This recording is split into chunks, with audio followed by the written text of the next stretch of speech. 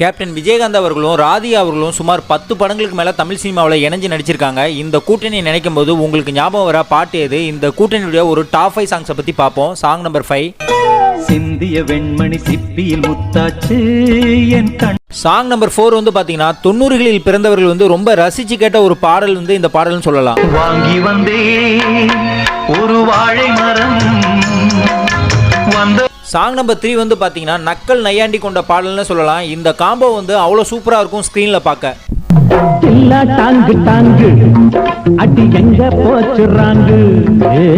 Song number 2 வந்து பார்த்தீங்கன்னா உங்களுக்கு பிடிச்ச ஒரு மெலடி பாடல சொல்லுங்க அப்படின்னா இந்த காம்போவுடைய இந்த பாட்டை நிறைய பேர் சொல்லுவாங்க.